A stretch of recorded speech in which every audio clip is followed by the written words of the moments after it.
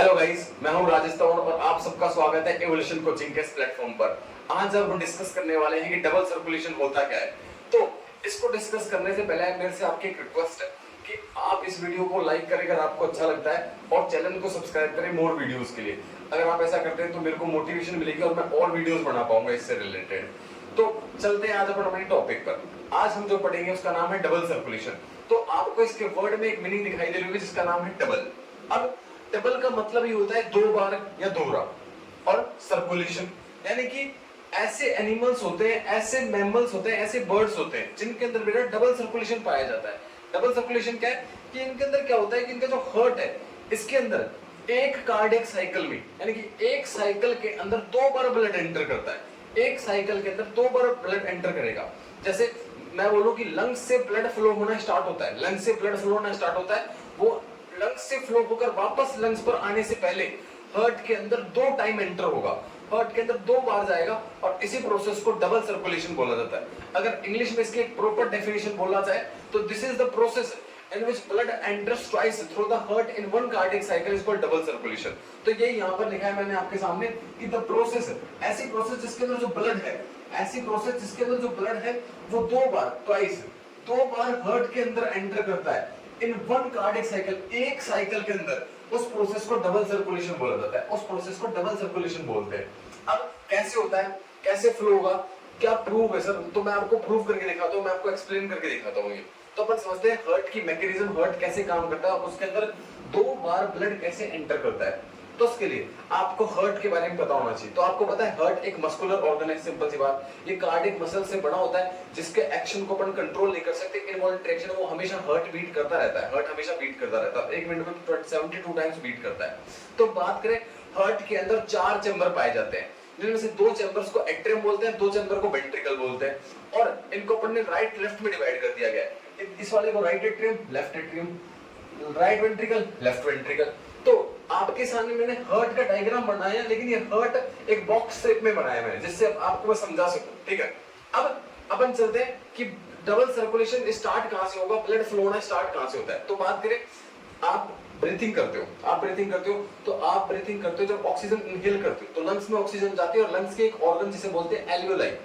Alveoli में क्या होता है कि ब्लड वेसल पाई जाती है। ब्लड वेसल्स ऐसी ट्यूब लाइक स्ट्रक्चर जिसके अंदर ब्लड फ्लो होता है। तो इन ब्लड वेसल्स में ब्लड फ्लो होता है और ऑक्सीजन एल्वियोलाई से एंटर कर जाती है ब्लड में, और ब्लड में बेटा हीमोग्लोबिन पाया जाता है जो ऑक्सीजन को बाइंड करके लेके आता है। तो क्या होता है कि लंग्स से सबसे पहले ऑक्सीजनेटेड ब्लड, लंग्स से सबसे पहले ऑक्सीजनेटेड ब्लड, कहने का मतलब ऑक्सीजनेटेड ब्लड का मतलब है जिसके अंदर ऑक्सीजन है, या प्योर ब्लड भी बोल सकते हो आप इसे, कई किताबों में इसे प्योर ब्लड बोलेंगे, या दूसरा नाम बोल सकते हो ऑक्सीजन रिच ब्लड, ऐसे बोल सकते हैं। तो ऐसा ब्लड जिसके अंदर ऑक्सीजन है वो ब्लड सबसे पहले लंग से ट्रेवल होकर एंटर करता है लेफ्ट एट्रियम में, हार्ट के लेफ्ट एट्रियम में by the help of pulmonary vein. ये भी ब्लड वेसल है। सबसे पहले लंग से ऑक्सीजनेटेड ब्लड आएगा, वो पल्मोनरी वेन के थ्रू एंटर कर जाएगा लेफ्ट एट्रियम में। कौन सा blood? Oxygenated blood. Oxygenated blood pulmonary vein lung से लेफ्ट एट्रियम में ट्रांसफर कर देती है, लेफ्ट एट्रियम में ट्रांसफर कर देती है। और जब भी मैं बोलूं कोई चीज रिलैक्स हो रही है, हार्ट का कोई पार्ट रिलैक्स हो रहा है, इसका मतलब उसके अंदर ब्लड आ रहा है कम। और जब मैं बोलूं हार्ट का कोई पार्ट कॉन्ट्रैक्ट हो रहा है, इसके मतलब उसमें से ब्लड जा रहा है, ब्लड दूसरे ऑर्गन में जा रहा है, आउट, ब्लड बाहर निकल रहा है। तो क्या होता है कि लंग्स से जब ऑक्सीजनेटेड ब्लड पल्मोनरी वेन में आता है तो जो लेफ्ट एट्रियम है हार्ट का वो रिलैक्स हो जाता है। जैसे रिलैक्स होता है तो ब्लड पल्मोनरी वेन से किस में जाता है? लेफ्ट एट्रियम में। फिर क्या होगा कि एट्रियम पार्ट, हार्ट का एट्रियम पार्ट यानी कि लेफ्ट एट्रियम कॉन्ट्रैक्ट होता है, सिकुड़ता है, और लेफ्ट एट्रियम से ब्लड फ्लो जाता है बेटा लेफ्ट वेंट्रिकल में by the help of bicuspid valve. ये जगह पाई जाती है यहाँ पर जिसे बोलते हैं बाइकप्सिड वॉल्व। इससे लेफ्ट एट्रियम से ब्लड आ जाता है लेफ्ट वेंट्रिकल में। फिर लेफ्ट वेंट्रिकल से बेटा, जब लेफ्ट वेंट्रिकल है, हार्ट का लेफ्ट वेंट्रिकल कॉन्ट्रैक्ट होता है, कौन सा ब्लड? ऑक्सीजनेटेड ब्लड, अभी भी ऑक्सीजनेटेड ब्लड ही है।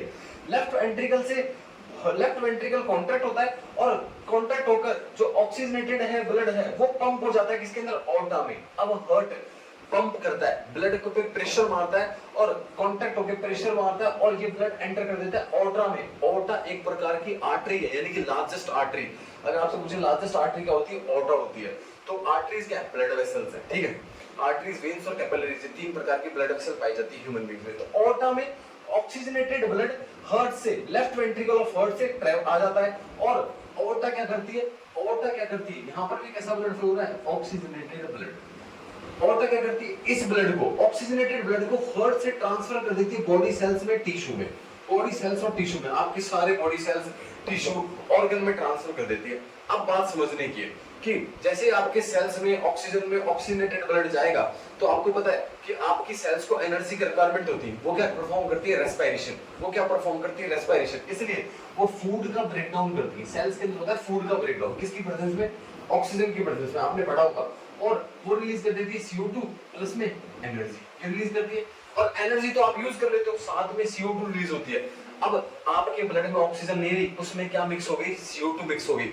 अब इस ब्लड को, जिसके अंदर CO2 होती है, उस ब्लड को डीऑक्सीजनेटेड ब्लड बोलते हैं। अब क्या होगा कि बॉडी सेल्स और टिश्यू से डीऑक्सीजनेटेड ब्लड, बॉडी सेल्स और टिश्यू से क्या होगा, डीऑक्सीजनेटेड ब्लड ट्रैवल करता है वीना केवा में। अब आ जाता है CO2 रिच ब्लड, यानी कि ऐसा ब्लड जिसमें CO2 ज्यादा है। अब बॉडी सेल्स और टिश्यू से डीऑक्सीजनेटेड ब्लड आ जाता है वेना केवा में, और वेना केवा क्या करती है, वेना केवा भी एक प्रकार की ब्लड वेसल है, और इसे लार्जेस्ट वेन बोलते हैं। ये क्या करती है, डीऑक्सीजनेटेड ब्लड को बॉडी सेल्स और टिश्यू से पहुंचा देती है राइट एट्रियम में, किसमें, right atrium of heart, right atrium of heart. अब आप देखो, लंग्स से स्टार्ट हुई थी साइकिल, और अब फिर एंटर करी हार्ट में, अब वापस से हार्ट में एंटर कर गई, मतलब अभी कंप्लीट नहीं हुई है। इसीलिए एक कार्डियक साइकिल में हार्ट में 2 टाइम ब्लड एंटर करता है, और इसी को बोलते हैं डबल सर्कुलेशन। अब क्या होगा कि जैसे ही राइट एट्रियम में डीऑक्सीजनेटेड ब्लड एंटर करेगा, तो राइट एट्रियम होता है कॉन्ट्रैक्ट, जैसे पूरा कंप्लीट भर जाता है, राइट एट्रियम होता है कॉन्ट्रैक्ट, और कॉन्ट्रैक्ट होते ही ब्लड एंटर करता है राइट वेंट्रिकल में बाय ट्राइकप्सिड वॉल्व, किससे, ट्राइकप्सिड वॉल्व। फिर राइट वेंट्रिकल पार्ट कॉन्ट्रैक्ट होता है हार्ट का, वेंट्रिकल पार्ट कॉन्ट्रैक्ट होता है, और ब्लड ट्रांसफर हो जाता है बेटा पल्मोनरी आर्टरी में, किसके अंदर, पल्मोनरी आर्टरी में। और कैसा ब्लड, अब कैसा ब्लड है, डीऑक्सीजनेटेड ब्लड, ऐसा ब्लड जिसके अंदर CO2 ज्यादा है। और पल्मोनरी आर्टरी क्या करती है, इस ब्लड को राइट वेंट्रिकल से ट्रांसफर कर देती है बेटा लंग्स में। अब ब्लड वापस से लंग्स में आ जाता है, और लंग्स में वापस से इस ब्लड में से CO2 रिलीज होकर किसमें चल जाएगी, डिफ्यूज होकर किसमें चल जाएगी, एल्वियोलाई में, और एल्वियोलाई से ऑक्सीजन डिफ्यूज होकर किसमें आ जाएगी, ब्लड में, और वापस से ब्लड हो जाएगा ऑक्सीजनेटेड। फिर ये ऑक्सीजनेटेड ब्लड वापस से पल्मोनरी वेन की मदद से किसमें जाएगा, लेफ्ट एट्रियम में। तो आपने देखा कि एक कार्डियक साइकिल जब कंप्लीट हुई, तो उस दौरान हार्ट में 2 टाइम्स ब्लड एंटर हुआ, और इसी प्रोसेस को डबल सर्कुलेशन बोलते हैं। तो आपको समझ में आ गया होगा। तो आपने बोला सर आपने हिंदी में तो एक्सप्लेन कर दिया, अब हमें स्कूल में जो स्कूल वाले मैडम है या सर है वो तो हमें लिखवाते हैं, हम लिखेंगे कैसे, और इंग्लिश में लिखना पड़ता है। तो इंग्लिश में लिखना बिल्कुल आसान है, बस आपको वर्ड्स पकड़ने, जो मैंने आपको वर्ड्स बताया वो वर्ड्स पकड़ने, और आपको अपनी लैंग्वेज लिखनी है। मैं आपके सामने एक बार इंग्लिश में और एक्सप्लेन कर देता हूँ इसको, फिर आप लिख देना, ठीक है। तो स्टार्ट करते हैं इंग्लिश में एक्सप्लेनेशन। मैंने आपको बोला कि स्टार्टिंग कहां से होती है, लंग्स से। तो in human beings blood passes twice through the heart.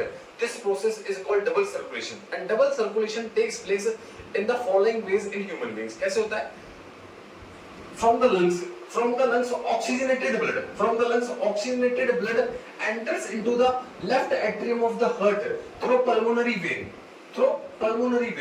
and when left atrium of the heart contract, the blood enters into the left ventricle of heart through the bicuspid valve, and then left ventricle of heart contract and pump the blood into the aorta, which is called largest artery, and this largest artery transfer the blood from left ventricle of the heart to the body cells and tissue. Here the oxygenated blood becomes deoxygenated. This deoxygenated blood enters into the vena cava, which is also called largest vein, and this largest vein transfer the deoxygenated blood from body cells and tissue to the right atrium of the heart. And when right atrium of the heart contracts, the blood enters into the right ventricle of the heart through tricuspid valve की वजह से.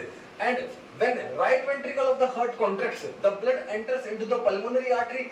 This pulmonary artery transfers the blood from right ventricle of the heart to the lungs, and in lungs again deoxygenated blood converted into the oxygenated blood, and this oxygenated blood enters into the left atrium of heart from pulmonary vein, and this cycle remains continuous. ये चलती रहती है.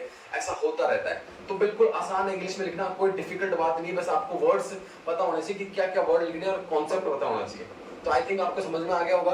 अब अपन जानते हैं कि ऐसा क्यों, क्या इंपॉर्टेंस है डबल सर्कुलेशन की, क्यों कॉम्प्लेक्स ऑर्गेनिज्म में, ह्यूमन बींग्स में, बर्ड्स में क्या पाया जाता है, डबल सर्कुलेशन पाया जाता है।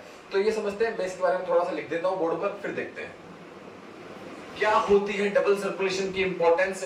इसका आंसर देने के लिए सिंपल सी बात है, देखो जो कॉम्प्लेक्स एनिमल्स हैं, बर्ड्स हैं, मैमल्स हैं, उनके अंदर सारे एक्टिविटीज परफॉर्म करने के लिए ज्यादा एनर्जी की रिक्वायरमेंट होती है, और इस एनर्जी की रिक्वायरमेंट को फुलफिल करने के लिए ऑक्सीजन चाहिए। तो ऑक्सीजन की सप्लाई हो सके, क्विकली सप्लाई हो सके, इमीडिएटली ऑक्सीजन को सारे बॉडी ऑर्गन्स और सेल्स में सप्लाई किया जा सके, इसीलिए डबल सर्कुलेशन का काफी इंपॉर्टेंस होता है। तो यही मैंने यहाँ लिख दिया आपके सामने कि double circulation efficiently supply of oxygen, oxygen की एफिशिएंटली सप्लाई कर देता है। इसकी वजह, जो कि बर्ड्स और मैमल्स के लिए जरूरी है, इसकी वजह से वो अपनी एनर्जी रिक्वायरमेंट है, जो भी अपनी एनर्जी डिमांड है, वो कंप्लीट कर लेते हैं। और इसका एक और फायदा है कि जब डबल सर्कुलेशन होता है तो इसकी वजह से ऑक्सीजनेटेड और डीऑक्सीजनेटेड सेपरेट फ्लो होता है, दोनों मिक्स नहीं होते। ठीक है, अगर आपको वीडियो अच्छा लगा, तो मैं एक बार और बोल रहा हूं, अगर आपको वीडियो अच्छा लगा तो प्लीज वीडियो को लाइक करें और चैनल को सब्सक्राइब करें। आपके सपोर्ट की जरूरत है। Thank you very much.